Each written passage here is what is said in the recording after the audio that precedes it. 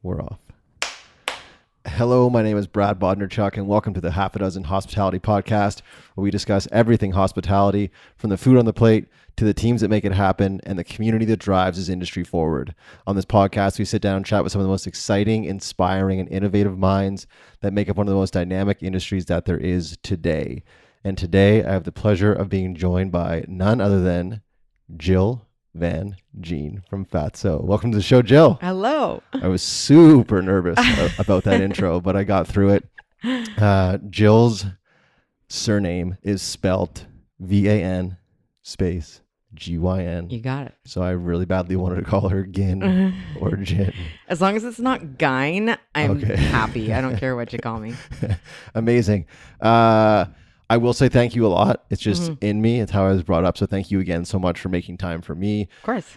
For allowing us into your space and for supporting this project. The first question, that I always lead off this podcast is the how, the what, the where, the why, the when. You and food. So take us back as far as you can. Your earliest memory that you think really kind of led you down this path of being associated with food and finding yourself where you're at today, so entrenched in this industry.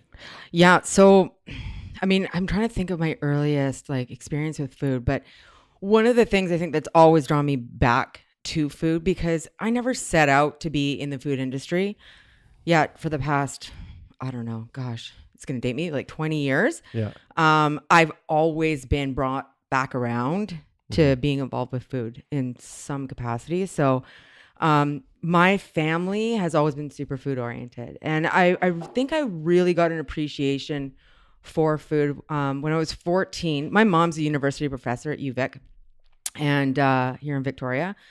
And she went on a sabbatical, and she took myself, my twin sister, and my younger sister to a place called Provence, Aix-en-Provence in the south of France. And I really had not considered food at all, as a, something to be enjoyed or something to be coveted, as something to be a part of your life. I had never considered it that way. And the French take a very different approach. And I was so struck by just like a regular grocery store. The food was just, it was incredible. Right. And the things that we ate there, the freshness of the food, I don't want to be cliche, but literally the baguettes and the cheese, man. It was it really opened my eyes up to what food could be. I mean, I didn't know it at the time, but I think something got into me at that point where I started to really think of food in a different way. And, to this day, for me,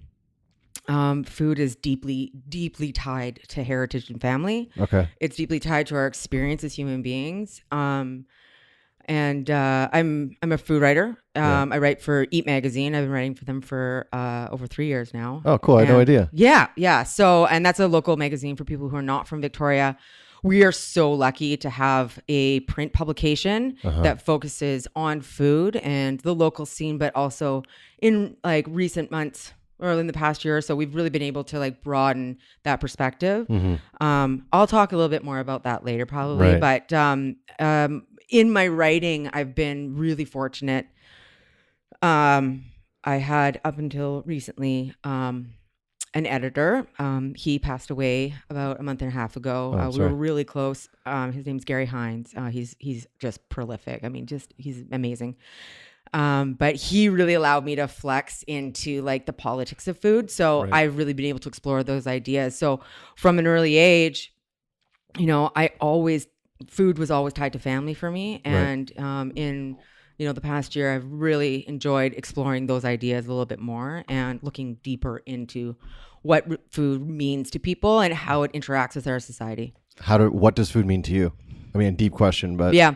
Oh, it's a super deep question. And I think to me, I think it promotes a sense of self. I think people take it for granted. I really do. The day to day. I mean, we're on autopilot most of the time. Right. We eat because we have to. And I think there is a significant portion of the population that looks at food that way, right? I like to look into the deeper caveats of politics and food, right? Okay. And I think some people are kind of well, leave it alone. It's just food, right? Right. So, but food to me really, like, it's so definitive of who we are if we really start to look at it. It's a reflection of how we want to be seen. It's a reflection of our social status. It's a reflection of our creative side. Right. And I think for a lot of people, I mean, I come from a super privileged background. Right. You know, so I get to enjoy those ideas in a regular way. But I think for a lot of people, food is it's a hard thing to tackle, right? And it's you know, people can't either afford it, or what they can afford isn't good for them. And so there's a lot of things that are tied to food that we tend to overlook when we're just like heading to the grocery store to buy like some ground beef and bananas. Right. Like, I like to think about the background in that, and the deeper meaning that we have with food, right? So food to me, it's a huge part of who we are, and not just as individuals, but how we function as a society. And I really think that gets overlooked. Yeah. It's we literally could sit here and talk hours about just that topic. Oh, you have no idea. Yeah. Yeah, I do like that topic quite a bit. One thing that I am really hoping to do, and my ulterior motive with this business and then with my other business, is to affect positive change in everything that I do. And I would love to somehow, some way, create a system that allows for those families that aren't able to afford those foods that are truly better for them to create that system. Yeah. Can you talk a bit about that challenge that we have in our society, where there's whether it's a single mother like I was raised with my mom, or just a family that's fallen on hard times, and they want to provide for their children or for themselves the quote unquote better options, but they're just not able to. So how do they, or how do we as a society, and again, this is a big, deep one to get right into, but I'm into it. How do we just begin to bridge that gap between affordability and health? Yeah. And you know, like, I think we're in a very unique and very opportune time right now, with the political discourse that's happening. And like, I don't know, I think one of the first things that, you know, I think people feel very helpless. It's a monstrous system, and it's deeply ingrained in how, I mean, gosh, okay, we're going to get deep, but how capitalism works, right? How certain portions of our population are ghettoized, how we perceive race in food, how we perceive socioeconomic status in food. Being open to discussing those ideas is fundamental, right? Because, you know, I wrote a series on politics and food. Okay. And I talked about some topics that are like, I mean, especially in the food industry, people hate this topic, right? But it's the cultural appropriation of food, right? So I looked at that, and I looked at also the elitism that we find in sort of this, in health food, in the organics, in, you know, this sort of superfoods. And I come, like, my product is based on like super fats, right? So, but there's a certain type of, you know, black and white with that. It's like, we forget that there's like, we can afford these things. So we get really into like researching like what's good for our bodies, and this is what we should be doing. Like, our bodies should be alkaline, and like we should only be eating organic. And people get very, very attached to these ideas, and they take them on as personal ideologies. And then I find that there are, in some ways, that they are forced upon people who may not have access to those type of foods, right? People are very committed to the way they eat, particularly in this age of like, I mean, we are constantly, I mean, being in like packaged goods myself. Yeah. I mean, I was just at a trade show recently, and like, oh, man, the health food that's coming out is wild, but it's also really fucking expensive, right? So I think that there's, you know, we get very attached to these ideas, and we get very attached to the way that we eat and what we think is good for us. But I think people forget, like, what's good for me may not be good for everybody else. Totally. Right. And I think we need to have a degree of open-mindedness with how we approach food. Right. And like, I am constantly tripping the line of this because, like, you know, when I travel, like, I will always seek out a restaurant that is like beyond my means, and I'll put my money there, and I'll have like this stupid, crazy, fabulous meal, right? And I indulge with that, you know. But at the same time, I'm also hyper aware of the fact that I'm like, I have access to this, right? So to say that this is the best of something, or, that this is, that, this defines what's good food, that's to me, right? And I think really getting people to be open to subjects that they think are kind of going too far. And like the cultural appropriation in food is a super touchy topic for a lot of people, because our food industry is becoming very expansive. People are dipping into different cultures to borrow and to represent different flavors and different textures and different styles of presentation. And I think there's a fine line with that. And my answer to that, and I said as much in this article, was we need to have an open mind, and we need to listen to the people who are saying this isn't okay. Like if we are taking from, Mexican culture, it's not me that's saying it's wrong. Right. It's people of Latinx descent that are saying, like, we're not comfortable with you using my abuela's recipes in your fucking burrito stand. Right. Like that's where I find that it's like, we need to listen to the people who we are harming the most. Right. And keeping an open mind with that is the first step. Right. The second is a full dismantling of capitalism, but that's another conversation. That's a different podcast. Yeah. That's a whole other podcast. Yeah. Maybe that's a series of podcasts. That is a series of podcasts. Listening to you speak, obviously I get a lot of passion from you. But this came into my mind, and I heard this the other day, and I wanted to see if we can stick hand around this one. When I say mental health, what is the first thing that pops into your mind?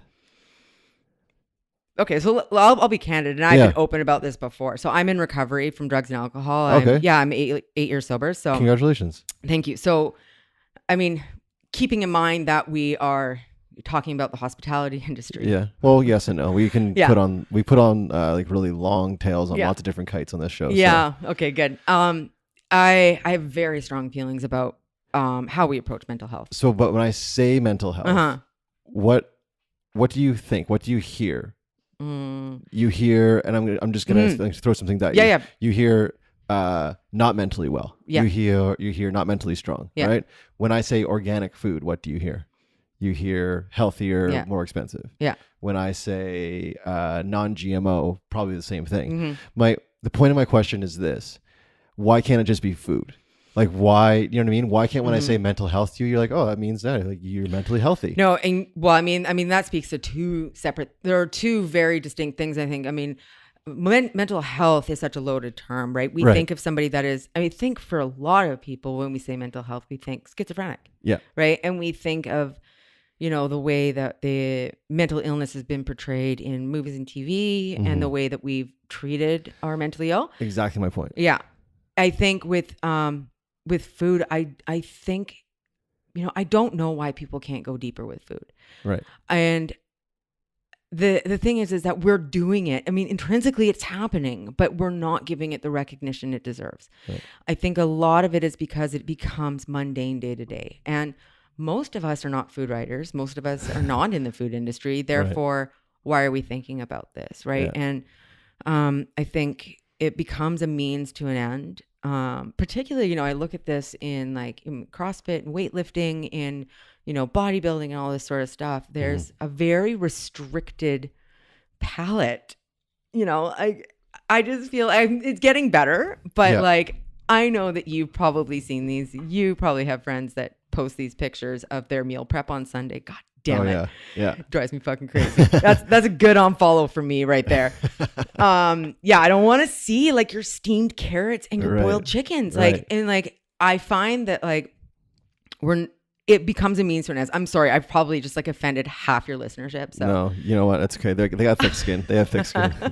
And you know what? More power to you. If you're organized and you want to eat healthy and that's the way to do it, go for it. Right? Exactly. I'm more power to you. But I do think that it, for a lot of us, it becomes mundane, or it's a means to an end, right? So I think that people are reluctant to look deeper into it because they have to face eating every day. They have to face food every day. Yeah. But food and politics are so deeply intertwined, and food and society are deeply intertwined. And we're so lucky. I mean, oh my God. You look at even the Pacific Northwest. Yeah. we live in a place where we have access to amazing food. Mm-hmm. We have great we have social services. Yeah. But I think one of the things that struck me the most about, and just stop me if I start to ramble on. Go. I love it. One of the things that I'm hyper aware of, like, especially in this age of I pay a lot of attention to what happens in the United States right now, because I think it definitely spills over into Canada. Oh, for sure. And we've seen it happen. I mean, look at what's happening in Ontario right now. But, I think looking in our own backyard, we're going to find some pretty fucked up shit. Right. And one of the things that when I was going through grad school, I was teaching first aid, and I became quite interested in teaching first aid on First Nations reserves. Oh, okay.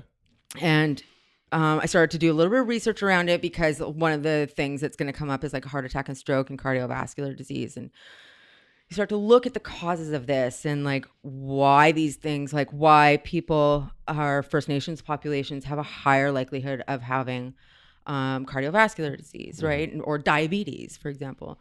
And man, that is like, you start to like peel back those layers. I mean, this is a deeply colonial issue. Yeah. And when I started to look at that and started to realize, like, we have a reserve out just on Brentwood Bay, and that's not even that far from here. Mm-hmm. We've got one over in View Royal, which is not far from here either, right? Like, closer to the city. And I'm just very struck at, how I live, how my friends live, how my family lives, and how the people I associate with live. And then we have people that just don't have the access to the food that we have access to. It is a different world.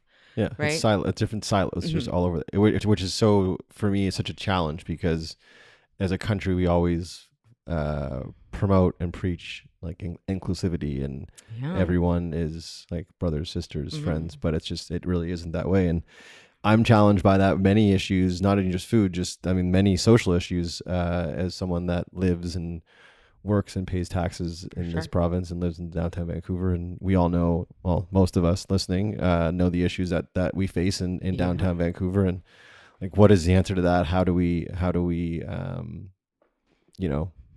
create positive change for those people? But then, like you said, there's so many different layers to these issues, and these are literally your neighbors, right? But that difference in how you live your lives and the choices you get to make every day are completely different. But like you said, it goes back far beyond probably before you and I were even here. Yeah. Right? And that goes back to like the question of like, what does food mean to me? And it's become one of those things where once you've seen it, you can't look away. And I think that's why, I think it's one of the reasons. Well, here's the answer to your question. Like, why can't we just say like food, and then like we know what mental illness is, right? And like there's all this stigma attached to it, and people can just take food for what it's worth. Right.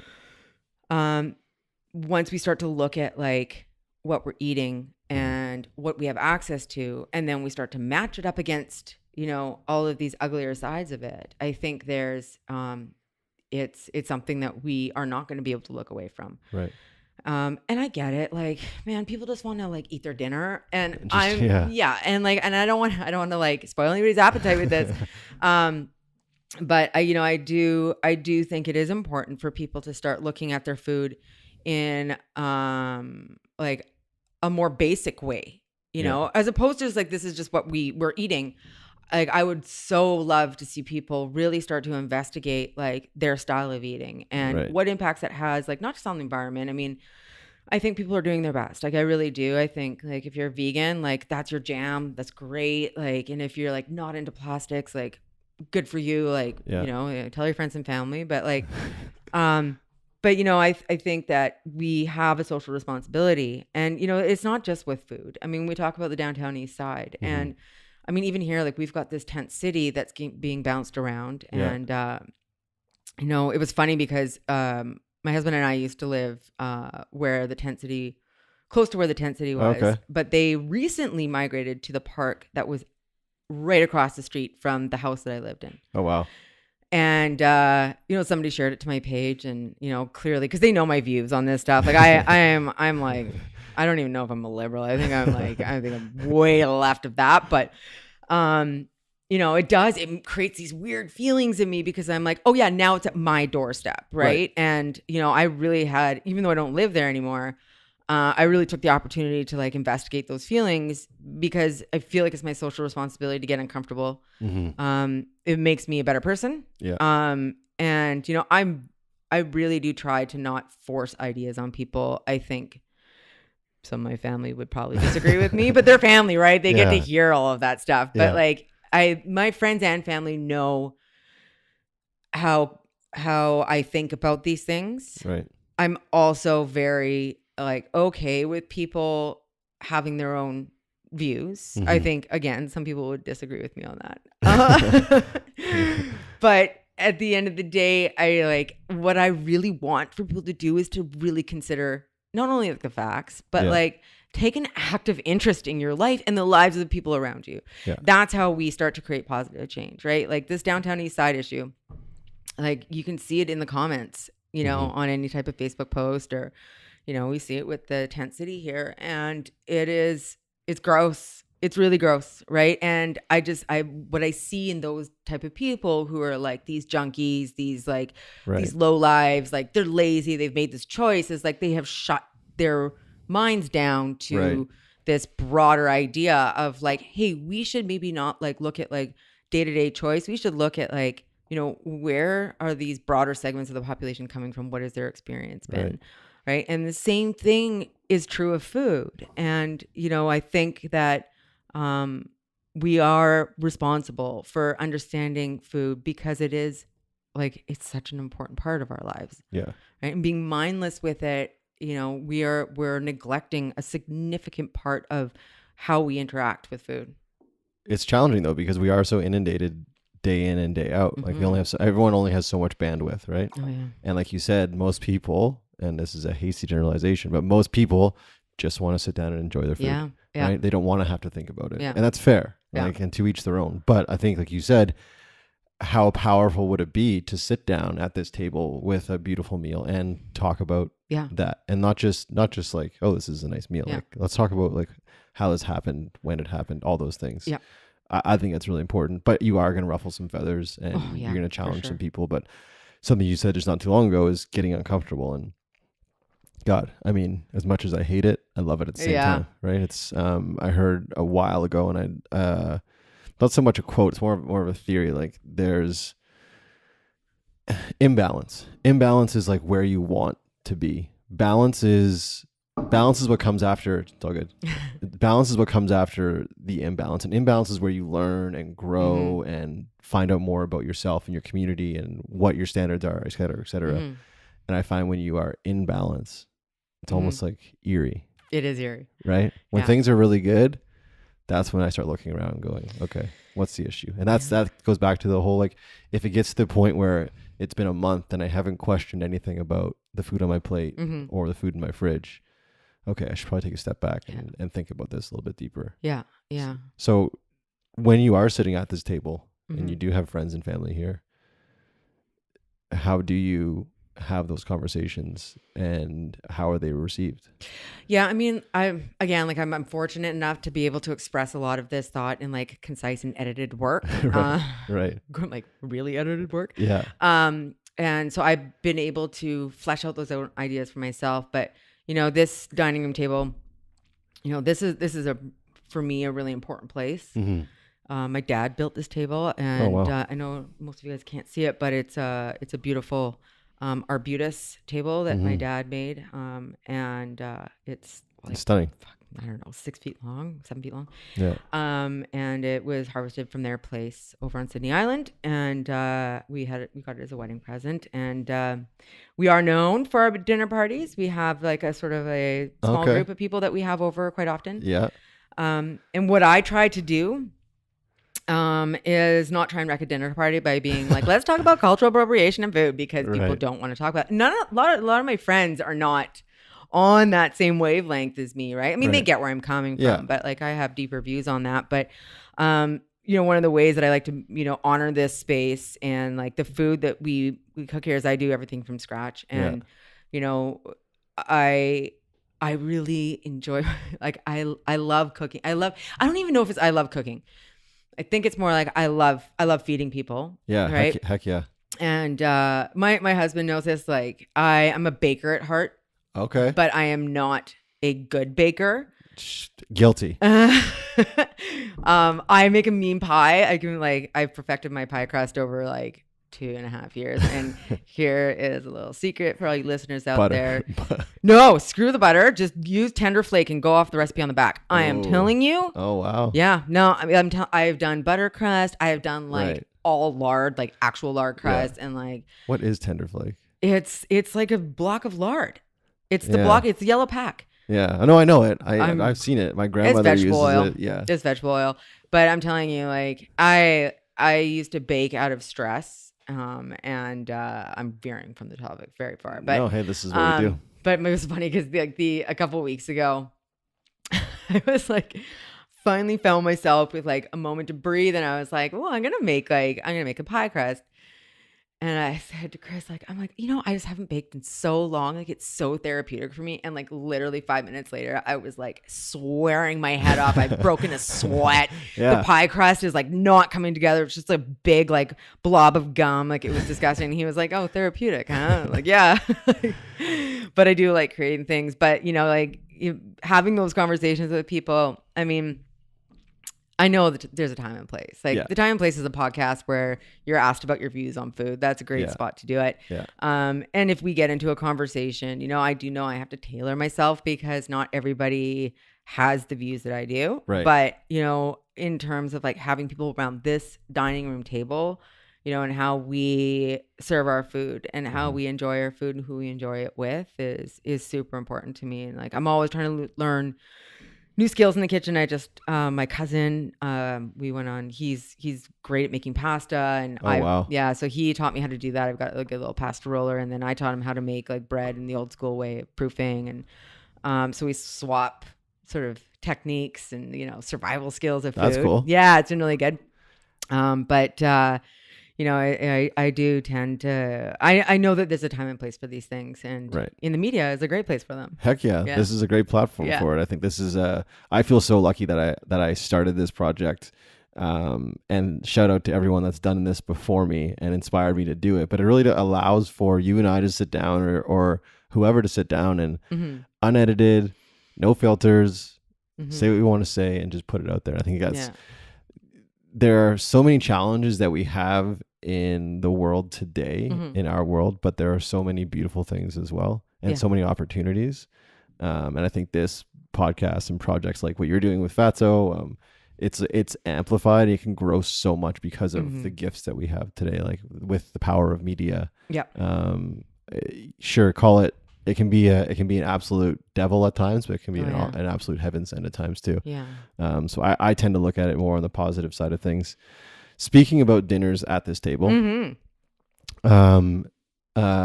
hospitality. Yes. How do you yourself, Jill, define the term hospitality? Whether it's in your home, in your business, walking down the street, what does that term mean to you? That's a really good question. I've actually never considered it. I actually kind of like the hospitality industry. It's so broad now, but I think for me, hospitality is a way to serve. Okay. Right. And like in many different ways. Yep. Right. I think, in terms of like, at a restaurant, obviously you're serving food, but there are so many different aspects that go into how that is presented and how that's served, right? And all the moving parts that bring a dish to your table is like, how do we serve this? Right. Hospitality in terms of hotels is like, how do we make people feel comfortable away from their homes, right? And like, trust me, like hotels do not necessarily achieve that, but Airbnbs, I often like, I love Airbnbs. Like I was seeking out cool little places to stay. And like, I love that people are able to express that type of hospitality, in a way that they're able to supplement their income. And like that whole sharing economy has, I think, brought people into, like a more interesting way of like understanding the hospitality industry in general, right? Yeah. It's that sun coming right into your eyes. Do you want some sunglasses? Do you have some handy? I do. Yeah, give me 2 seconds. Yeah, you just like scout while I'm gone. Yeah. This sun, I'm not complaining because it's been raining like cats and dogs. Oh. It's been raining like cats and dogs in Vancouver the last couple of days. So the sun is beautiful. But if you aren't tuning in on YouTube, you don't really get the idea. But it's literally like burning a hole in my retina right now. So I'm borrowing some of Jill's dope Smith glasses. Shout out Smith. Hit us up for a sponsor. Yeah. I don't know how it's going to work with the earphones. Let's see. Oh, I'm back. All right. Oh, yeah, there you go. Yeah. Oh, they look good. Yeah, thank you. Right on. Thank you. Actually, just bought some new sunglasses yesterday, but I left them at home because it was raining. So. Didn't know you would need them while you were inside the house. No, Right, no. fair enough. Okay, so pregame. Pregame is something I like to do before my podcast. And Okay. pregame for me is like an equation. Okay. And I know it works for me.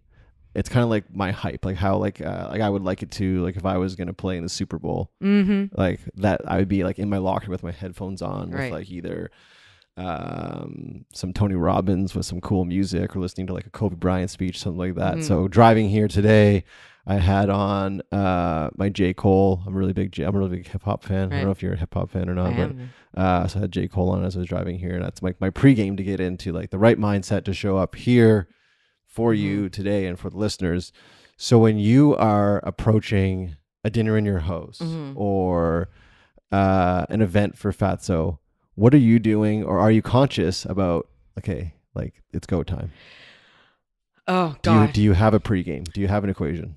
You know, it really depends on the situation. And like, honestly, there's something that's coming to mind and it just feels so stupid. Say it. I mean, that means you should say it. Yeah, I know. Tea. Okay, cool. Yeah.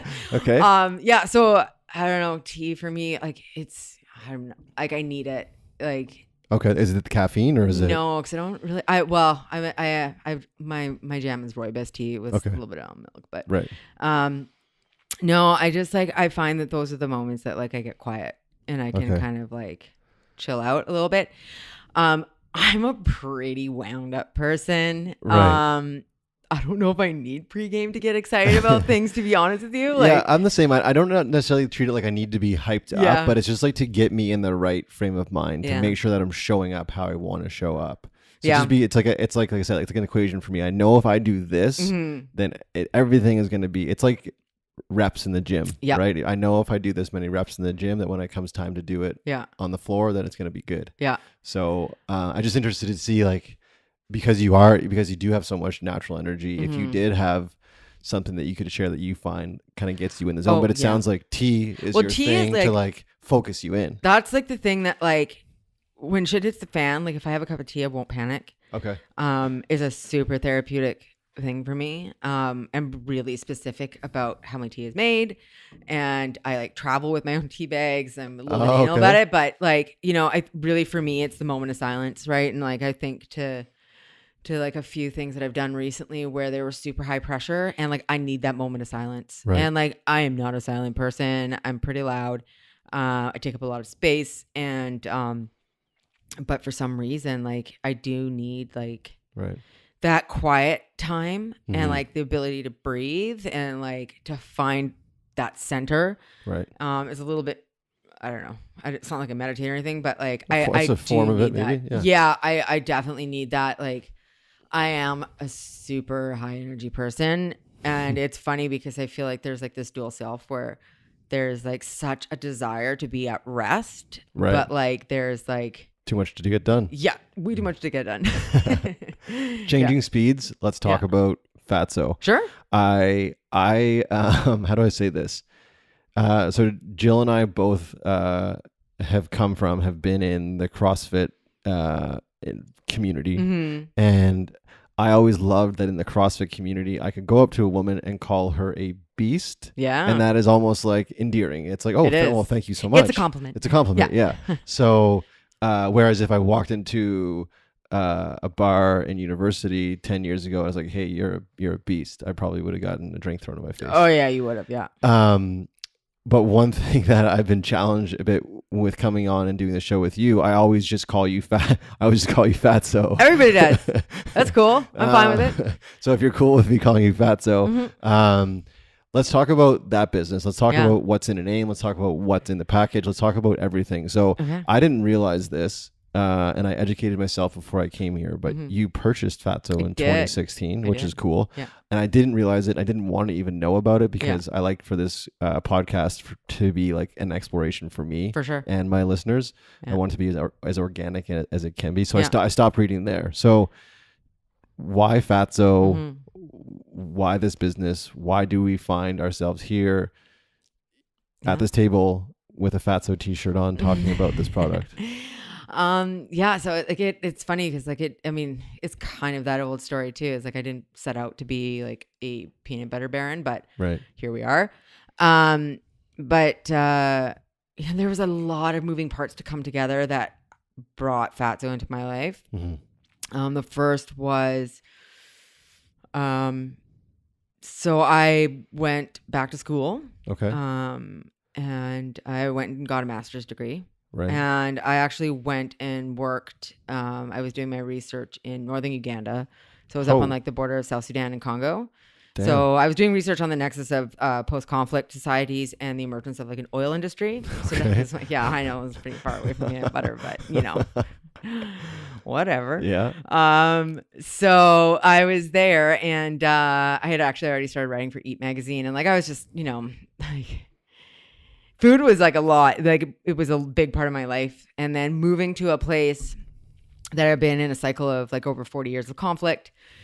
There isn't a lot of cuisine there. Right. And I swear to God, this is going to come back around to FATSO. I'm not worried.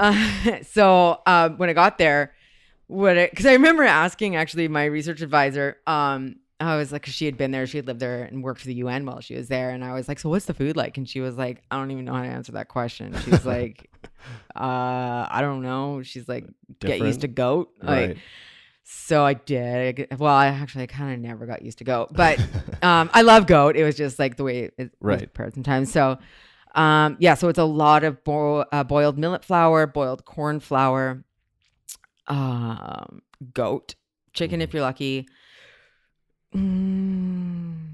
That's like the core. Okay. Great fruit, right? Like tons of fruit there. Right. But they make something called OD. It's ODI. Okay. That is peanut butter. Okay. They don't call it peanut butter. They call it OD. And it's made from G-nuts or ground nuts or what we know as peanuts. Okay. This peanut butter was unreal. Like I have never, like I swore up and down they put honey in it. Like there's the sweetest little peanuts. Oh, wow. So I don't think a lot of people know this actually. And it's really something I'm trying to get like the education out about. Peanuts are a highly sustainable crop. They don't grow with a lot of water. So they're not like labor intensive. They don't require a lot of water. They grow on almost every continent on the planet. I mean, like you look at China, India, South America, across the southern states, all over Africa. In fact, like many, many African cuisines. Right. One of the sort of cornerstones of that cuisine is going to be peanuts. Yeah. So all over Southeast Asia. So they're very prolific, not for a very good reason, because they're very nutrient dense, high in fiber, antioxidants, and minerals, on top of being very easy to grow. Right. So we'd go out into the field and like I'd be out with the women because the women do all the work. And they were, you know, I would spend time speaking with them and I had helped to harvest peanuts. And then at one point I was given like 2 giant sacks of freshly harvested peanuts. And I was like, oh, what am I going to do with these? Like I could give them to somebody, which would be great, but peanuts are pretty, I mean, they're peanuts. You can get them anywhere. So I decided that I would help. I made very good friends with the 2 women that ran a kitchen. I was staying in it was called a catechist center. Basically they used to train priests there. Okay. It was a very important place during the war. It was a place of refuge, but it's now turned into a place where visiting academics go and do the research and stay. And it's run by some Catholic priests. Okay. And they have these kitchen women who are from the nearby village, and their names were Harriet and Sunday, and they became like my best. I actually just got a message from Harriet today. through WhatsApp. I haven't heard from her in ages. And she sent me a picture of herself and her son, who she actually named after my husband, which was amazing. super touching. Yeah. Shout out Harriet. Yes. Shout out Harriet. Yeah, she's awesome. So anyways, they became really close friends. And I asked if they would teach me how to make peanut butter from scratch. And it's fascinating, man. Like, I'm telling you, like, I don't know, in the absence of like automation, the absolute innovation and resilience, like it's incredible. So I spent like, I think like 2 weeks shelling these peanuts. I mean, it is not, it's tough work. It's laborious. So I was shelling these peanuts. And then we'd sort the peanuts, and the way that you would do that is like these like sort of shriveled up ones were a bit lighter than the heavier healthy ones. So you'd like toss the basket a bit, and the shells would come up, and you'd be able to pick out, like, you'd scrape the shells off, and then you'd be able to pick out like the crappy peanuts. And then once you've got like a good batch, you roast them off in like just like a steel drum over a fire, and then you get a mat. And you lay them out on a mat, and you take a rock, and like a nice flat rock, and you grind out the nuts after they've been roasted. So that's going to do is it's going to separate the red skins from the nut itself.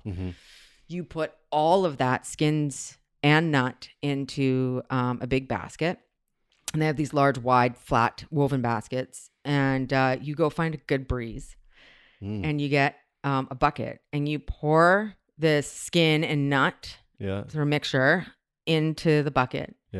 And the breeze will catch the skins of the nut and blow them away. And you do this, I don't know, 30, 50 times until you have no more skins in there.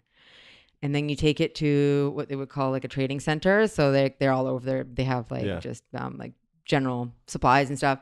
And there's always a lady there that has a peanut grinder. And there are these super makeshift, like them, like, I don't even know how to describe it. It's like a paint bucket with a blender in it, basically. And they blend it until it's like silky smooth, and it comes out hot. And it's super delicious. So I lived off peanut butter while I was there. I mean, because like everything else was, I mean, it was fine. Like, I'm really adventurous with the food that I eat. And like I ate some really adventurous things when I was there. But like the peanut butter was like my staple. So I came back to Canada. And I had been offered to do a PhD, but I was getting like, I mean, this is also a conversation for another podcast, but I became quite disillusioned with international development and international research, like in academia. It was just, I don't know, it just felt weird. But so I came back to Canada to try and find work, but my master's was in international development, or like human security and peace building was what it was called. And I had a lot of trouble finding work. And I was unemployed for almost a year and a half. Oh, wow. Yeah. And it was brutal. It was a really, really dark time in my life. I don't wish unemployment on anybody. I feel like it's a really, really tough place to be, particularly if you're like ready to work, right? So this is sort of goes back to what I had said at the beginning of the podcast. Is like I always get drawn back into food, right? Like before I went back to my master's degree, like I had done consulting for restaurants that were opening. I, at one point, had opened my own restaurant when I was in Montreal with a couple of guys. That is an interesting story if we have time. Yeah, heck yeah. I will tell you all about how I opened a restaurant / money laundering operation. Ooh. Yeah, it's a good one. I didn't know about the money laundering part. But so I ended up working. We were going to try and franchise this local health food restaurant here, and it was a really tough go at it. There were some issues that were like just really never going to make it successful. It was a great idea, like it was there, but there were some issues there.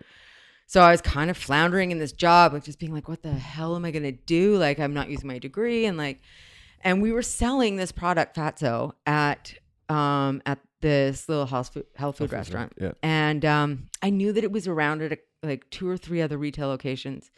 And I mean, I was like blown away by it, right? Like I was just like, this needs to be better. Like the branding was awful. It wasn't really a company. They could never fill POs. Like I would buy it by the case, but like we could never supply the restaurant with it. And I'd go to other retailers and be like, hey, have you guys had any FATSO? And they're like, no, we can't get a hold of them. Like, so I actually approached the owners and I offered them like a small amount to like buy into the company because I thought, well, I can help them with like marketing and sales and like, Right. it'd be a cool company to get, and they didn't want me involved. And then down the road, their inventory got seized because this is the story I heard. I don't know the actual facts of the case, but they were basically making it out of their basement and saying that it was made in like a food appropriate facility when it was not. So VHA came in and seized all the inventory, like from wherever they were selling it. And that was my moment. Wow. So I swooped in. I offered to buy the company. I'll take it off your hands. I'll buy your assets and give you some money for the formula and the name. And they said, how about we give you 50% for $60,000? And I was just like, you've got to be kidding me. Like it wasn't a company. Like they weren't, there was no company like legally. Yeah. So I just bided my time and they came back to me and I bottom dollared them because you're a beast. Yes, I'm a beast. But it was also like at that point, like I knew that like, and I know it kind of sounds like, I don't want to throw anybody under the bus. No. Like I think they probably feel bad enough as it is because FATSO's a phenomenon now. Yeah. But I didn't have any. Let's put it this way: I didn't have any qualms about dollaring them. Yeah, it was not. It was a weird situation. So I went dark with it for about 3 months. Yeah. And I would make it and bring it in. I was making it out of the back of this restaurant. And I kind of optimized the recipe. I worked through a nutritional consultant and we like looked at like, the balance of that. And I looked at the branding and like I didn't like the branding of it. And but I knew that I had something that was cool. So I was like, this will be a great side hustle until I can figure out what the hell I'm going to do with my life. So I would make it and I brought it into my CrossFit gym, obviously, right? Because we've got like this amazing fat profile in there. So if you don't know what FATSO is, it's an all natural peanut butter. I've enriched it with plant-based super fat. So it's got coconut oil, avocado oil, MCT oil, chia seeds, flax, and then a prebiotic fiber from tapioca.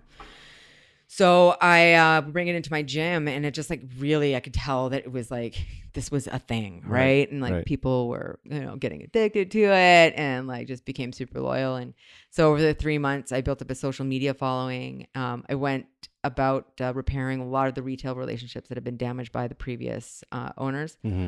And I rebranded. I brought my cousin, Jeremy Matheson, on. He's responsible for our current branding. And we launched essentially in November 2016. Okay. And I say launch then is because like for a while I was like, oh, I'm gonna like do this like with like 2 mixers going and like man, like I don't know if you guys know peanut butter, but it's super fucking messy. So like it is so hard to like. It's just the logistics are really really difficult. So I ended up finding a co-packer. Okay. Who was going to manufacture it for me. And so we launched that November of 2016. And I think my first month of sales were like $700. And I was like, that is a lot of peanut butter. And since then it's just, it's taken on, it's got a life of its own now. It's pretty crazy. Where can we find FATSO? Let's talk like. We should talk about where you can't find FATSO. Oh, okay. Yeah. How dare you people? How dare you not have FATSO on your shelves? Just in the recent months, we've just really exploded. I say we in the royal word because there's really, I did actually just hire somebody yesterday. Congratulations. Thank you. New hire's name is? Courtney. Courtney, welcome to the team. Welcome to Team FATSO. Yeah. So she's gonna be like my second in command here because I'm on a trajectory for burnout big time. I don't know how I haven't burnt out yet, but if you're in BC, all the Whole Foods carry them, all the Save-Ons carry them, 49 Safeways, all your independents should have them by now. Like your Famous Foods in Vancouver, the Root Cellar just down the street from me here in Victoria. They are like one of my best retailers. I've enjoyed a great partnership with them. And the market, like, I don't know. I would list off all the independents now. I'm worried I'm going to like miss somebody. So, no, it's all good. But we're, it's growing every day. And we're now out in Alberta and we're doing quite a bit of direct sales out to the Maritimes and to to Ontario. Nice. And e-commerce is starting to pick up. It has over the past year, but we're now shipping quite often to like any state you can name. I mean, Very it's cool. really, it's rad. Yeah, it's cool. I'm a Maritimer through and through. Oh, nice. Born and raised in Halifax. So Oh, I'm yeah, gonna tell my mom, Yeah. go out in Halifax or surrounding area and Yes. find yourself some FATSO. Yeah, she can get it Simply for Life. Oh, there you go. Yeah, they're all over the Maritimes. So Cool. we do good business for them. We will put all of these amazing supporters in our show notes so they can get some much deserved love from our listeners. You seem to me to be a very passionate, energetic, well-educated woman. Mm-hmm. Mentors in your life, whether you know them or you don't. Yeah. Do you have any? Who are they? Are they female? Are they male? Who do you look up to? And who do you strive to not necessarily be like, but who are you saying like is it Oprah? Is it Winston Churchill? Like who do you think is a mentor to you in different aspects of your life? I mean, it really changes often. And like, with my food writing and, sort of something I wanted to touch on before is that we've got some people out there who are doing amazing work or who did amazing work. And Anthony Bourdain and David Chang. Yeah. I mean, with Lucky Peach, like, man, like that publication was unparalleled. You read some of the shit on the internet and it's just like, the way that it's pushed in such like, and they have these uncomfortable conversations and like, Bourdain dying was like, man, like it had such a weird effect on me. Yeah. It really did. Yeah. Because like a lot of like the way I felt comfortable about writing was like, because of a lot of the issues he brought up. So if you're a fan of the show, which I would assume if you're in food, you probably have an idea of like what Parts Unknown was like. Yeah. And one of the things I loved about that show was that he just never shied away from like just like grabbing politics and like inserting it into your food. And like he didn't give a shit, right? Like this was what he was experiencing. Like he's going to all these areas of the world. Right. I mean, yes, he made some mistakes along the way. And like I think he worked really, I mean, he was a human being, like he was fallible, but he really shed some light on some really, really important issues that really, really shaped my writing. David Chang, I think, has sort of carried that mantle over.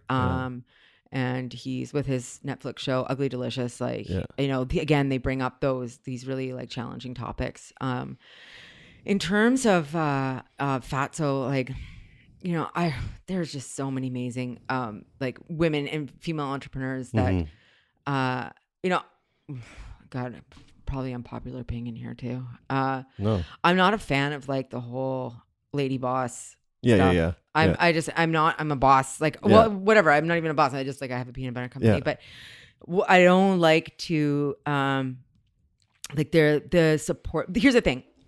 I wouldn't want to be characterized that way, but the support that I find and the support that I give to other female entrepreneurs is unparalleled to like the experience that like some male entrepreneurs might have had. Right. I'm very much in the mind of like not only female entrepreneurs, but like that's a larger subsection, right? Yeah. And like I think that's faced with their own challenges. Like I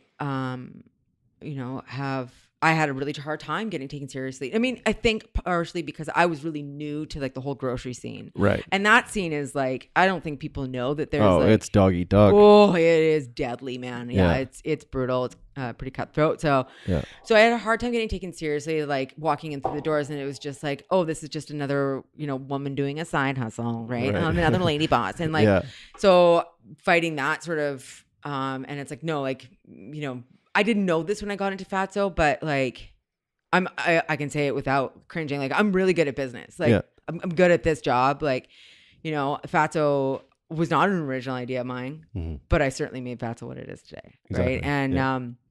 And, so I think, the people that I've looked up to, I mean, there was, actually a woman from here, Dion, who did DB's, popsicles, the T-Pops, like, watching what she's done, but even the guy that just sold our X bars too. Like I just listened to his podcast on how I built this. Oh, okay. Yeah, you gotta listen to it. It's awesome. Cool. Yeah, it's really cool. He's a CrossFitter too, and like, and I like that story. I resonate, but but yeah, no, I just find that like I found great camaraderie with other female entrepreneurs, and I don't know if I really have any mentors. I mean, I should say my mom, like my mom's taught me like Yeah. we disagree on a lot of things. Like Right. really, like we have a pretty complicated relationship, but like I owe this like fire Yeah. to her. Yeah. Right. And she constantly challenges me. I mean, I know it's cliche to say your mom, but like our mothers, like, come on guys, get over it. Like everybody's mother is going to be their mentor because they were the original mentor. Like, and like, it's cool because like she really had to fight her way through academia. Like, I mean, she is the forebearer for feminism, like in my life. So, you know, I take a lot of cues from her, but, you know, I just like my peers, man, they drive me. It's crazy. We got an awesome food producer scene in Victoria and in Vancouver. Yeah. You know, I was just out at this big trade show on the East Coast, and a lot of like, I knew a lot of people that went out there, and I met a bunch of like Toronto people, and like, it's such a cool scene, man. Like it is a great time to be in food. And there's so much innovation, and you would think it would be highly competitive, and it is. Like, don't get me wrong, this is business, and when it comes down to it, it's about the dollar, but like, you know, it's cool to watch, you know, these people, you know, really risk like their financial careers to embark on something that's like, like most of the time it fails. Right. So, I consider myself right now, knock on wood, cause you know, like I don't want to jinx myself, but like right now, I'm feeling like we've done a really good job, and I'm one of the lucky few. Right. Yeah, totally. What would the Jill today tell the Jill of day one of FATSO? It's gonna be okay. Yeah. I mean, I can only say that because it is okay. Right. But did Jill back then need to hear that? Oh hell yeah. Yeah. So like, I mean, like, man, we had some big issues that like almost took the company down early on. One was working with a co-packer that we didn't have a good relationship with. And I mean, that's a common story. Right. But this was a really rough situation. Oh, Stevie. We call her Wheezy too. She's got, we're not sure, a lung problem. Okay. Oh, we're talking about the dog. Yeah. Sorry. This is just some random girl in the back. It's a canine. It's a doggy. Yeah. Yeah. She's a rescue. She came with bad lungs. So yeah. Lungs are important. Co-packing issues. Yeah. Oh yeah. Co-packing issues. So yeah, it was funny. Like the very first run, and like I had like borrowed money and like used some of our own money to like purchase this first run. It was 4 pallets, and I got it and opened up a jar, and I'll never forget the feeling. It was in my kitchen, and we had unpacked the pallets into like a storage space. Yeah. Like I'd taken them off the pallets and put them in. I had loaded my car up for my first deliveries, and then I was like, "Oh my god!" In my excitement, I didn't even taste it. Like, and I just like assumed that I don't know, like. People know what they're doing. Yeah. They told me they knew what they were doing. They were the experts. And I was some dumb girl coming in, and they were like, don't you worry your pretty little head. We've got this. Like I literally, like that was the sentiment that I went. And that should have been the first warning sign. Like, no, you don't need to be here for the run. No, we don't need to question you on the ingredients. And it was wrong. Right. It didn't taste like FATSO. Right. And it was, it set a bad precedent. It was not good. So, it was funny because like I said, like the whole period of unemployment was a really, really dark time in my life. And like I mentioned earlier on that, like I'm in recovery, and I got clean when I was 30.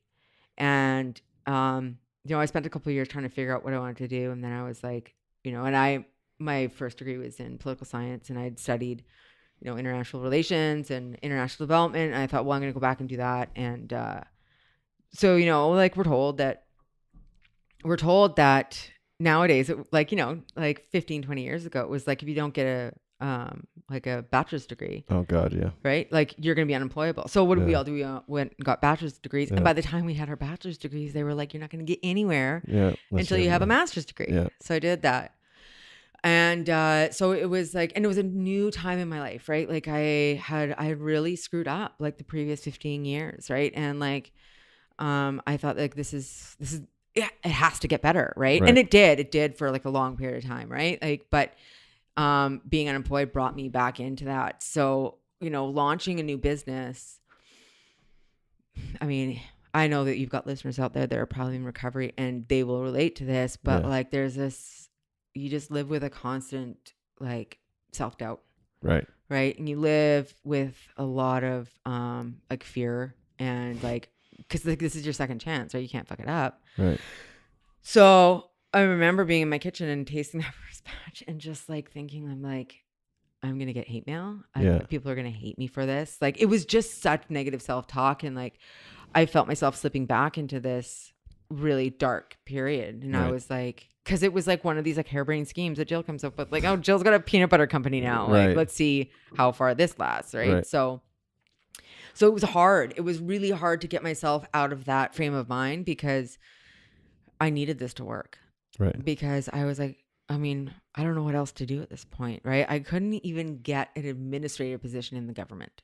And like crazy. it was wild. Like, and I had like, I have a certificate in journalism, and like I've got relatively good experience, and like, it just wasn't enough. And, maybe it was just my timing or my luck, but like, I don't know. It was a really tough period. So going into FATSO, it was kind of this all or nothing. It was a very like dangerous time for me. Right.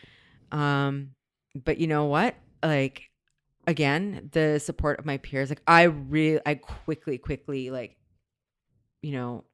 I've always had this idea of like, I'm going to support my peers. Yeah. And I am, and I did that from day one. And that, won me a lot of friends, and I needed friends at that point. And like, shout out to like 49 Below, Daniel makes the most amazing ice cream.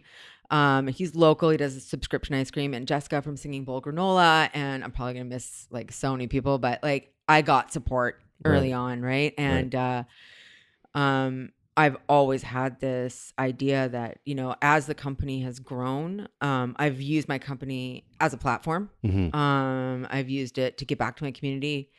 And I just think that I have a social responsibility to do that. Right. Like in July, we raised $802 for community. So it's QMUNITY. And that's a resource center for transgendered, two-spirited youth in Vancouver. Oh, so cool. Yeah. So I donated 2% of my sales in July to that. I've also like been open about my recovery on my Instagram that reaches like 5,000 people, which like I again was like, hey, this has nothing to do with peanut butter, but like I think you should know that if you're struggling, you can recover too. Like I'm really lucky to have a platform like this, right? Yeah. So as the business has grown, I've really been aware that like I'm so lucky, man. And like, you know what? Like I'm not self-made. I will never say I'm self-made. Yeah, I come from like my parents are well off, like somebody from another, economic background that didn't have the support I have would never have gotten FATSO off the ground the way that I did. So I'm hyper aware of like, I got a lot of help with this, right? I've been really lucky with that. I'll take some credit for sure, right? Definitely. Yeah. Don't get me wrong, but like, I just like, I'm like, man, life is good. It's crazy. And like, I always play this game with myself, especially when I was in my addiction. I'd be like, where am I going to be in 5 years? Like, what's going to happen? Right? Like, am I okay? Am I alive? Right? And it would be this weird, like, I don't know, this place that I get into. And as I came into recovery, I started to have a shift in that, which is like, you've been through hell. So just know that right now it feels awful, but there is a point in time in the very near future where you are going to feel okay. Things are going to be okay. Yeah. And I really hang on to that. And like today, this past year in particular, is the most fulfilled I've ever been in my life. And I can't believe my luck, really. Right. And I'm so grateful to like my family who like was like, oh fuck, here goes Jill, right, with her peanut butter. And like, God, I mean, like I was like 35 when I started FATSO, right? Like I'm no spring chicken here. So they were just like, oh my God, what is she doing? Like, so, I'm watching it work out, to a point is like, it's so rad. Right. Oh, like, it's the coolest. Yeah. So, I just, I guess like the message I want to leave people with is like, and like, I'm not going to be like, follow your passions, guys. Like, this is what like dreams are made of. Like, no, man, like you got to play it safe. Like, this is the real world. Like, don't throw everything away to open a peanut butter company. But if you have those opportunities in your life and those doors are opening for you, walk through them. Yeah. But like, I think there was like I think it was like some actor, like, I don't fucking know, Harrison Ford or something was like, I'm going to I'm going to get this wrong. But anyways, it was like your job in life is to follow your dreams and you'll be happy beyond belief. And I was like, says you, the actor who has got like 80 mil in his bank account. Like, you know, it doesn't work out like that for people. And I think that like, if you have got a good idea, like, you know, get your ducks in a row, get those doors to crack open a bit. Yeah. And then walk through them. Yeah. Right. And be confident. I don't know. I challenge that a bit. I hear what you're saying, but I also think there is so much power in chasing the whimsies in life. Yeah. Do you know what I mean? And people are going to fall on their faces and it's going to look different. Oh, and for sure. For me, I've known you obviously through our social media interactions, but I've really known you for 65 minutes now. Oh, we're at 65 minutes. Yeah, oh my God. Yeah, we're crushing it. But to me, you fell on your face when you were going through your addiction. That was this is me just pontificating here, right? That was you slipping up. And other people, maybe it'll be trying to start a peanut butter company. That'll be their, you know what I mean? That's just them chasing. Yeah. So yeah, it's easy for Harrison Ford to say that because he's Harrison Ford, but I don't know if it was Harrison Ford. So okay, yeah, but whoever it was, someone who's been on a big screen before. Yeah. But I also heard Kevin Smith, who is an actor and a writer, producer, and he uses that. And I implore you guys, go on YouTube and punch in Kevin Smith whimsies or Kevin Smith Joe Rogan, and he just goes on this diatribe for about 12 minutes telling a story about how his father, he got a call one night, or no, he was out for dinner with his father, and his whole family was there. They were having a good time and drinks and great food, and they like hugged and kissed goodbye, and Kevin and his family went on their way, and his brother and their family, and everyone kind of separated. And then I think he got a phone call like in the middle of the night or the next morning, and his brother called him to tell him that like his dad had just passed away. And his whole thing was his dad spent his life living for his family, like doing everything for his family, and didn't take one moment to like do anything for himself. And Kevin Smith was saying, and again, I'm completely butchering what he said, so please go and check it out. But how I interpreted the message was like, you got to live your life. Like, you got to live your life, because it is, and not to get off on a total somber note here, but I do enjoy this topic on this podcast because it does resonate with me so much, because life is short, sure. I mean, it is and it isn't. You do have some time, but I promise you, if you abuse that time, oh yeah, man, it's gonna smack you in the back of the head. I heard the other day, feather brick truck. So feather brick truck. Life will hit you with a feather, then it'll hit you with a brick, and then it'll hit you with a truck. Yeah. So in lots of times in my life, whether it's relationships, I had a marriage that fell apart, or whether it's me quitting my job and going full in as an entrepreneur, like life's going to give you those like taps on the shoulders. And I'm assuming you, through everything you've been through, whether it's personal or professional, whatever, you've had those feather brick truck moments, right? And going back to my point is, I do think that we can't all just like wake up in the morning and follow our dreams. Yeah. But can we? I think you're right. I mean, like, I don't mean to sound so harsh. Like, no, I appreciate it, because there is a reality to it. And here's the thing too is you can say that because you've gone through it, because you know that, and it's, hey, and let's just say this, follow your dreams, sure, but don't be ignorant, don't be delusional. Don't think that's just going to happen. Don't think because you hear Jill on here rapping about peanut butter and it's super fun and she's crushing it, that's going to happen for you. And it's just going to happen. Like, there needs to be blood, sweat, and years. It's crazy. Like, not tears, years. Like blood, sweat, and years put into it. Like, there's lots of tears too. Okay, and tears. So yeah, I think it can be done. It's just, let's not be ignorant to, you gotta like the realities of it. You gotta grind. Yeah, I just like, in an age where you can walk into like a Winners and just like every other pillow has an inspirational quote on Yes, it. no, And I the hear you. chalkboards, I it's hear just you. like, I feel like there's like a certain type of delusion where if we like read enough of these quotes and we put them on our walls and we wear them on our shirts, that like somehow they'll manifest. And that's just not the case. Right. And like, I think the idea of following like whatever that looks like to you, right? Like dreams don't have to be big. They don't have to equate to success. I think I fall into this trap constantly. Oh, I'm living my dream because like what? I'm able to pay myself now? Like Right. that's not what makes it, Yeah. living the dream. It's like, there's a lot of different iterations of that. And there's like, I think people have such different experiences that, I think you're totally right. Like living each day, for that day. But I also think it's totally okay to like curl up and like feel like shit for a day or two, Yeah. like waste day. But like, I just, I feel so lucky, and there's so many moving parts that had to come together to make FATSO what it is today. Heck yeah. And I get so many messages from people being like, I'm a new entrepreneur. What advice can you give me? Yeah. And like, I feel like I'm like, oh my God, it's such a big responsibility. How much time? How much time do you have? Yeah. But like, it's a really interesting time to forge your own way. Right. Yes. And we don't have to go work for the insurance company that our fathers and Yes. mothers worked at. Yeah. Right. We can be innovative and creative. And, if you have the resources to execute that, like Right. go for it. Right. And like, I think in doing that, we need to look around at the people who we build these dreams on their back. Yeah. Right. And like, I often think about like the women in Uganda. Yeah. Who live on probably $1 a day. Yeah. These are my friends. Yeah.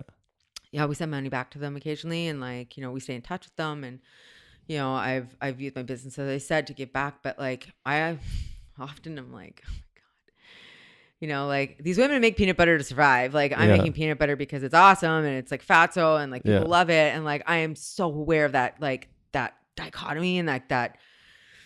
And I want to, that's why I bring this stuff up, and it's why I like to talk about it. And it's like, I need to talk about Harriet and Sunday because like, they are grinding it out every single day in a very different context. Yeah.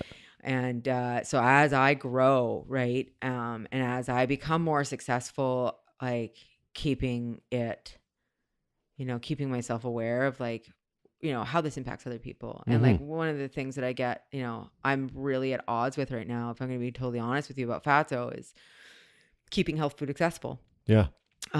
It's an expensive product, right? Yeah. It's a $10 plus price point. I mean, I could make a sound argument as to why it's going to be heads and shoulders above your average almond and cashew butter, and why it's worth it. It is what it's worth, right? But as it grows, right, we have other issues that we have to deal with, and that can increase price, and that like it kills me because I want this to be something that's accessible to people, right? I don't think we should be buying $20 jars of peanut butter or of almond butter. Right. I saw a jar of almond butter for $30. Who is this person that's buying this? Yeah. Right? Like, so, keeping things accessible, like I am constantly aware of that with FATSO. And one of the ways that I try to make sure that like, if I cannot keep this as accessible as I want it to, because it's already like, if I could sell it for $5, I would. Right. Is to use what I have as a way to give back and include the community that's shouldered me up here. Yeah, right? Totally. Yeah, I think, and I believe that, and I believe you will do that. And it's just, it's just the nature of the world we live in. And I don't want to just say like, I'm not just accepting it and rolling over, but it is just, I had this conversation the other day with a chef in Vancouver, and it's just, people don't truly understand the price of food. And like back to what we first started talking about, there's a lot of ignorance when it comes to food, right? Oh my God. So you have to really understand what goes into putting together a jar of FATSO. Yeah. Like, there's a lot more than just what you see. Oh yeah. So yeah, all of this, and this is what I hope to do with this podcast, is create a platform for people like you and other entrepreneurs to come on and educate. Because I think that's what is so key right now in this day and time, is education, especially when it comes to food. Yeah. All things food. So, yeah, I mean, who is spending $30 on a jar of almond Dude, I butter? really want to meet that person. Yeah, I want to be their friend. I don't really want to be their friend, but I would for like a weekend. I bet you they have a really nice house. I guarantee they have a Ferrari. The last thing I wanted to say on the whole like chasing whimsies thing, it just came to me, was the idea of, as I look out over your shoulder and then like, there's like a beautiful sky with some clouds. It's head in the clouds, but feet on the ground. Yeah. Oh, that's a good one. Yeah. Do you know what I mean? Yeah. Like dream and dream bigger, but keep your ass Stay anchored, man. Like, what does Ray Dalio, no, Robert Greene, the author, says, be attached to reality like a spider to its web. Yeah. Right? Yeah. That gets hard to, and like entrepreneurship will make you an insane person. Yeah. Like, I'm sure you know this. Like, yeah. I've been running FATSO solo since day one. And doing everything. Yeah. Yeah. Yeah. And I'm I am assembling a good team right now. But I kind of loathe to like, I love the work, but like, I'm also, it was funny. Oh my gosh, we haven't even talked about Dragon's Den, but I was going to say, yes.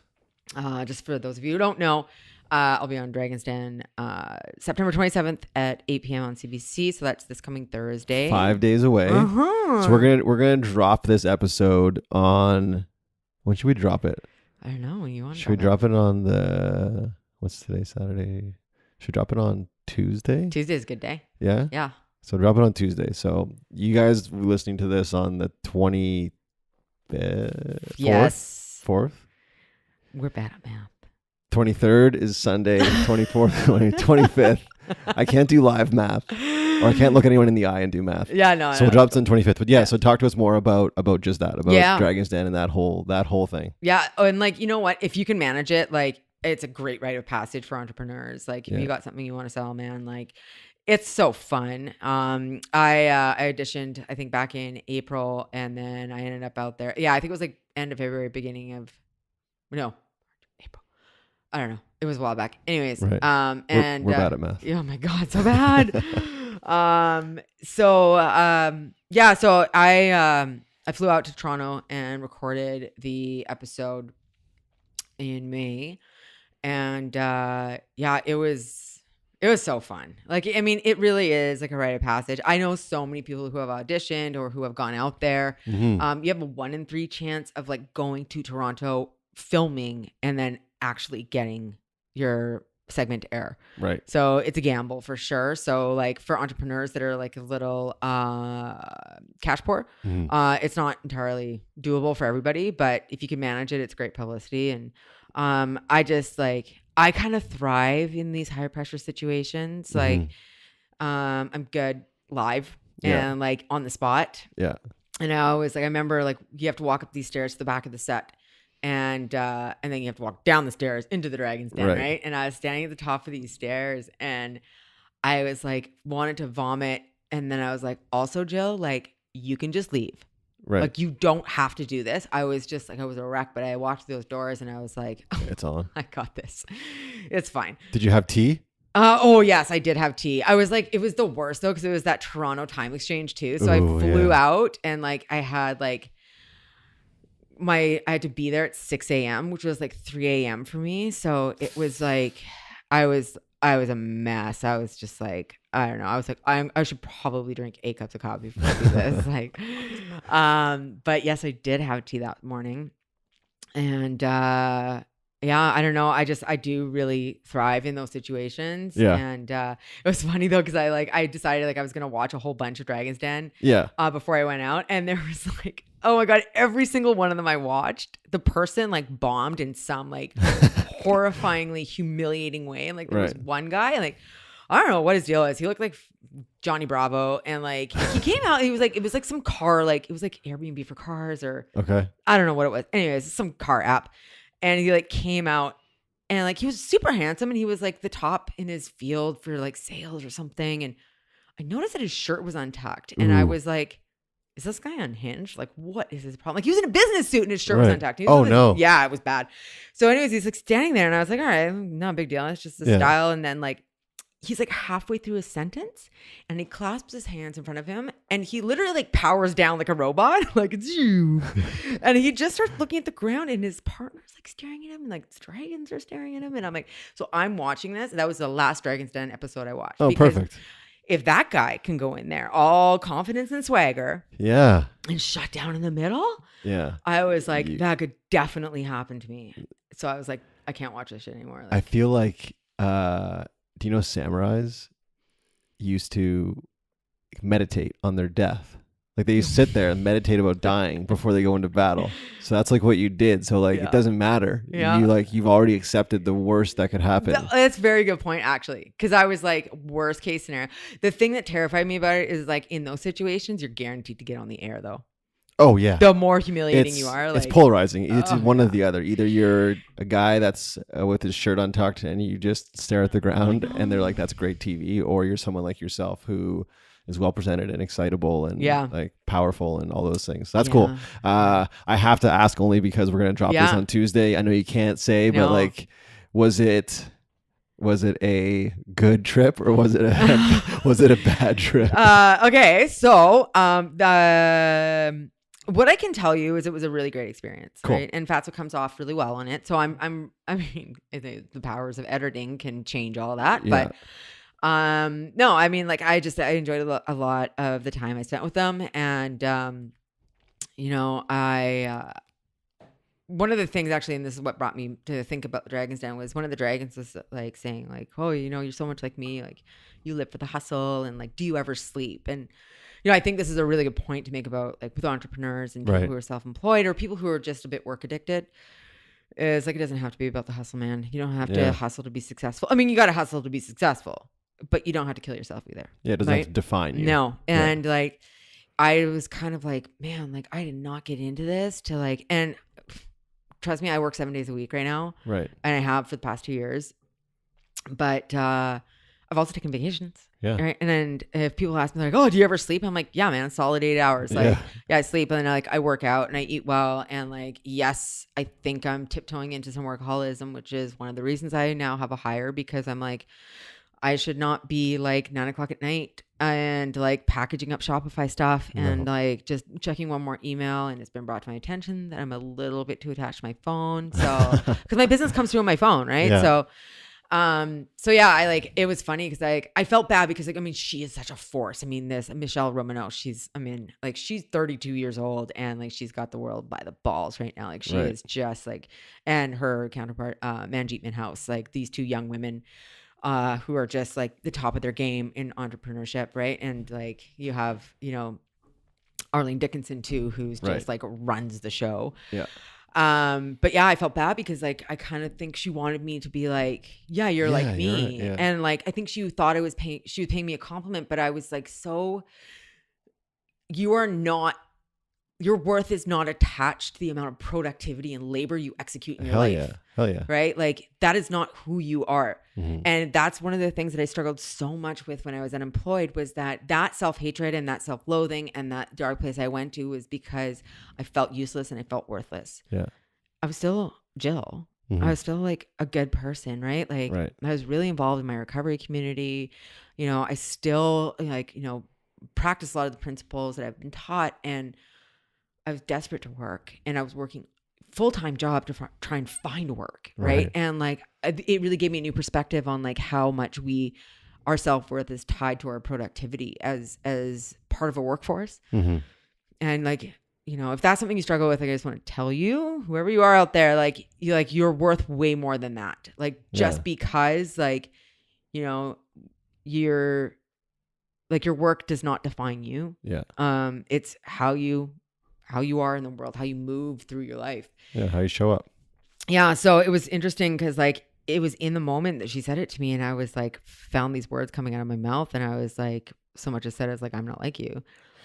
I didn't say that. No, I didn't say that. But like and I didn't mean it that way. But I also was like, I want to take this moment to be clear that like, that's not me. To be a hustler is great. I am a hustler at heart. Right. But I also I want to live a good life too, right? And I want to share that with people if I can. Yeah. Do you find it difficult in your current position to be authentic? And before you answer, do you find yourself laughing at jokes that aren't funny? Oh, all the time. I mean, I'll tell you one thing. Women do that a lot. I mean, I think everybody does it, but I think women do it more than men. It's a reaction that I think a lot of people have to diffusing situations that I hate. Like, I'm a pretty, like, ask my friends, like, I'm a bit of a hard ass.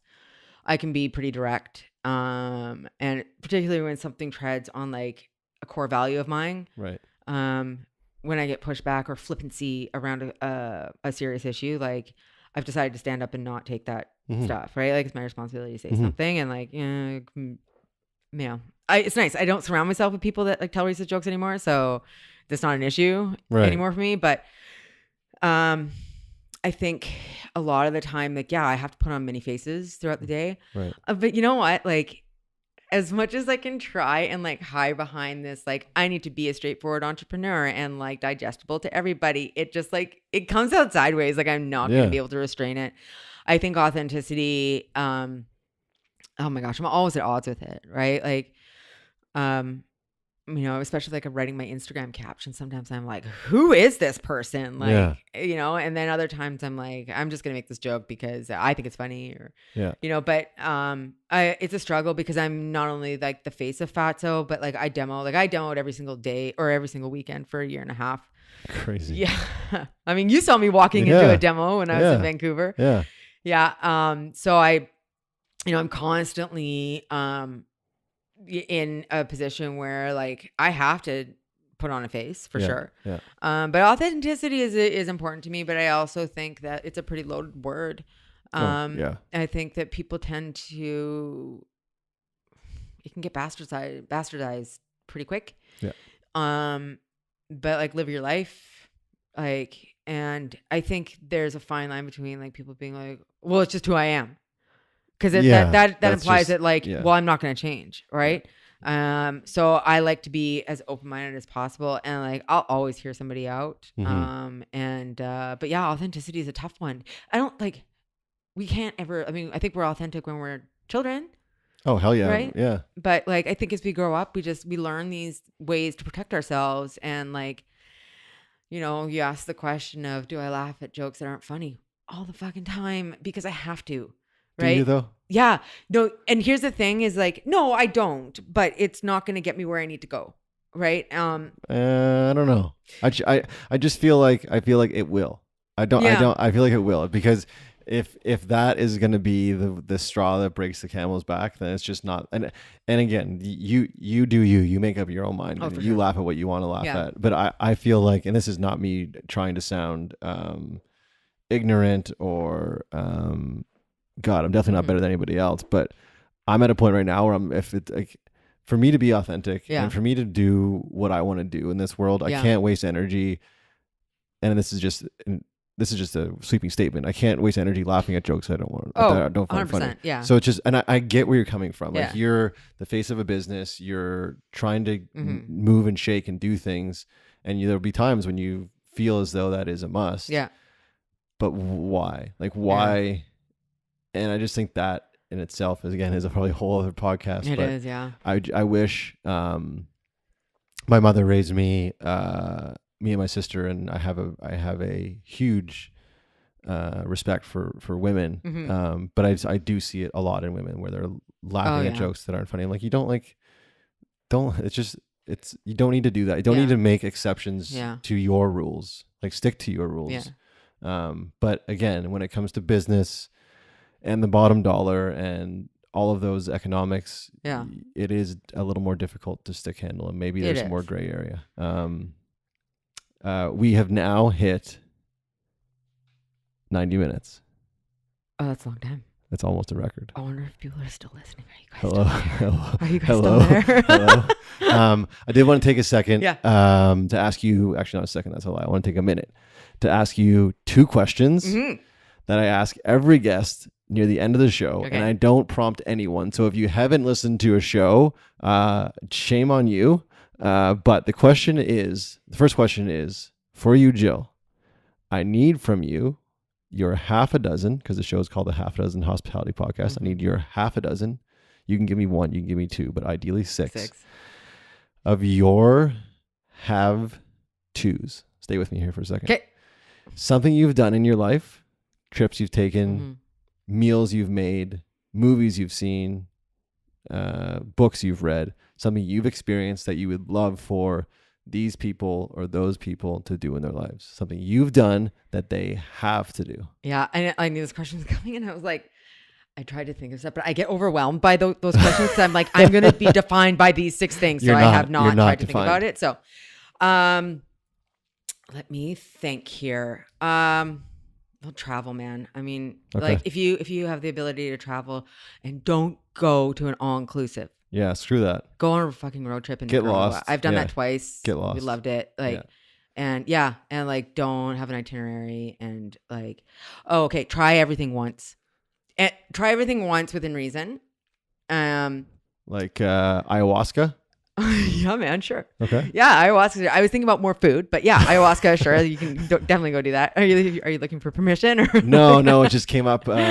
Jackie Ellis, who owns Boku Bakery or owned Boku Bakery, and just wrote her memoir. She was on the show, and she's like, oh man, like I really want to do ayahuasca. And I was like, you know what, man? Like I'm in recovery, so I don't like. Don't touch that. Yeah. I don't know. I think there's a lot of value in there, but try lots of value. Okay, try everything once. Yeah, try everything once, and like there are limitations of that. Yes. Like I found out that I love a good barbecue chicken head, brains and all. Ooh, man, it's so good. It's like crunchy on the outside. Did it in the Philippines. It was like had a marinade, and like it's so crunchy. Like, are you eating the beak and everything? Yeah, the little skull. Like, oh wow. And like the fat, like brains are fat, so it like has this like pocket of fat in the middle. So, but then I also tried balat, and don't fucking do that. Balat is it's a half fertilized chicken egg. Oh yeah. Yeah, you've seen those. Yeah. I thought, I was like, whatever. Like I'm sure like people, it's a delicacy, so there's got to be some redeeming qualities to it. I think it's definitely an acquired taste because it was rough. So try everything once. Don't stay in all inclusives. Yep. Learn like a survival skill with your food. Making bread was like a really great one for me. Like a little bit of like flour, water, and yeast. Mm-hmm. I could make endless forms of bread. Pasta's the same way. Like if you can do that, do that. Oh man, I know like this is gonna end. I'm gonna be like, why didn't I say that? Yeah. Pet all the dogs you see. Yes. Yeah, they're the good that is like we should all like try to achieve in the world. They're loyal. They're compassionate. They live to love you. Yeah. Please rescue. Don't. Jill has 2 dogs. I got 2 dogs. Yeah, they're super cute. But yeah, adopt rescues. Please don't go to breeders. That probably doesn't fit that mold there, but whatever. Right. That's cool. Last one. We have one more. That was 5. Okay. I'm thinking of something. Zero pressure here, by the way. This does not define you. Something good that I've eaten somewhere. You mentioned when you travel, you like to go and drop a good $1 on a restaurant meal. I do, man. If you can do that. Yeah. So where were you? Where were you, like? Are you talking like Chicago? Are you talking local? I went to New York. Okay. Yeah. I'm one of my favorite places I've ever eaten. It was like I'm not one of my favorite places I've ever eaten, but some of like it was actually David Chang's Michelin starred restaurant. I've made it a habit of like when I go. I went to Los Angeles. I went to his new place, Major Domo, and like just in Toronto, and I went to Kojin, and like I went to Sandbar, and like it's becoming like a bigger brand and whatever. But like I really love David Chang. So, but like you know what, man, go to New York. Don't go to Broadway. Go to some insane restaurant. And like, that's your experience. Sit there for 3 hours, drink your amazing wine, order all the food. Don't look at the bill because you're going to pay $300 US for a Broadway ticket anyways. You may as well, like, who cares? Like we've seen singing and dancing before. I don't know. I'm sure there's like some like very passionate. Like, music West nerds out there. Yeah. But I mean, like if you have the ability to do it. But and overpay your street vendors when you're traveling abroad. Oh, 6. She gave you 6.5. 6.5, guys. Yeah, I like that. I've got so many more. Perhaps an article you could write one day. Oh, I think of your have-tos. Oh, I should do that. Last one is Jill's half a dozen haven't yet. Something you haven't experienced in your life. Sounds like you experienced a lot, but something you haven't done in your life that you want to. Kind of like a bucket list ish. Yeah, the bucket list right now. I really want to get a handle on surfing. Okay. I don't know where the hell I've been, but like when you get it, you get it. And Right. I've been fortunate enough to travel some places where they're surfing, and I'm terrible at it, but I love it. Cool. And it's really fun. My sister is a pro snowboarder, and she's also Oh. a killer surfer. Yeah. Shout out Robin sister Van Jean. Shout out Robin Yeah. Robin Van Jean. Van Jean, yeah. Where's she? At a Whistler? Yeah, she's at a Whistler. She's living mostly in Yuki now, but she does like big mountain. She just did a big video with Travis Rice and Oh, wow. her boyfriend Austin Sweeten, and she's doing press junkets or media or premiere junkets all over the United Look States at right you now. guys Yeah. crushing life. Yeah, eh? yeah, we do Very pretty cool. good. We do pretty good. Is she sponsored by FATSO? She is informally, yes, but Okay. she recently threw me into like a pretty hot spot, like with her like kit. They unpacked her kit. And Yeah. She like put FATSO in there, which was so cool because it was like Roxy and Quicksilver stuff, and then it was like FATSO and like That's amazing. that was cool. Yeah, so I'd love to get a handle on surfing. I just want to travel more. Like I really don't want to eat my like. Man, that's how I travel. Experience. Yeah.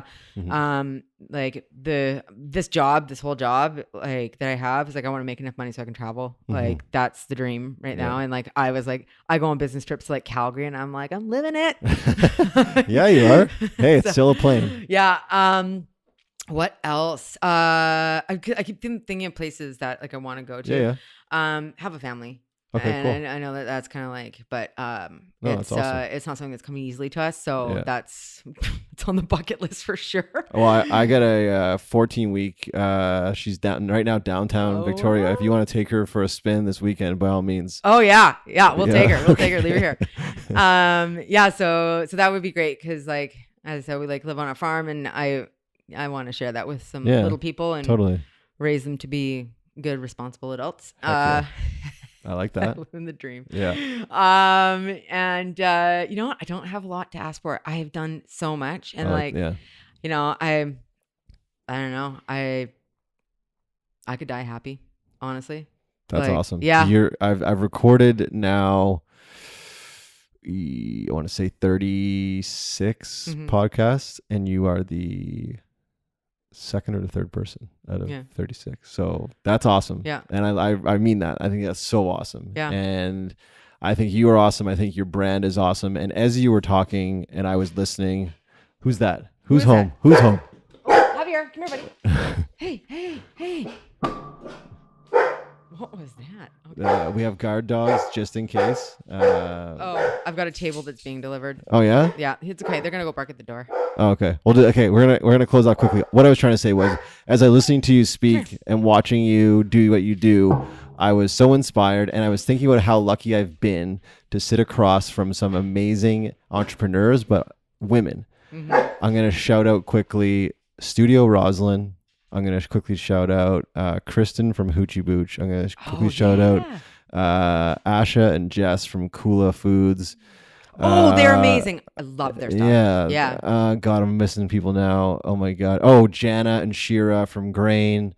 It's amazing to me. And it just kind of came to me as we were sitting down and sharing this conversation that there are some powerful women doing some powerful things in this world. So I celebrate you and every other woman that I've had the pleasure of having on the show, and many more that I'm yet to have on the show as a gentleman walks up to the door with your table.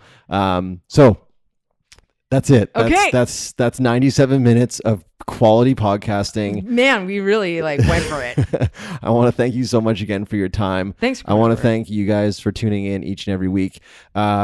Be sure to tune in on Thursday night to Dragon's Den to find out what happens with 8 p.m. FATSO, 8 p.m. if you're Pacific. Yeah. That is it. Thank you so much. Thank you so much, FATSO. Thank you for having us. And yeah, guys, until next week, be good and do good. Awesome. That's it. Nice. Thank you. We did it. We did it. We set a record. Just in time.